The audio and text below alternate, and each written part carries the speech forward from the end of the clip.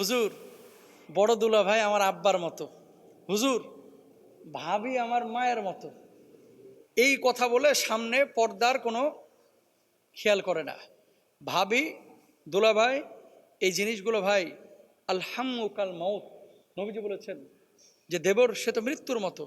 বাইরের মানুষ বাইরে থেকে এসে ক্ষতিটা যতটা করতে না পারবে, ভেতরের মানুষ ক্ষতিটা বেশি করতে পারবে। এই জন্য দেবরের সামনে পর্দা করতে হবে, ভাবির সামনে দেবরকে পর্দা করতে হবে, দেবরের সামনে ভাবিকে পর্দা করতে হবে। ভাবি মায়ের মতো, এই কথাটা বন্ধ করেন। এই সমস্ত জিনিসগুলো ইসলাম অনুমোদন করে না।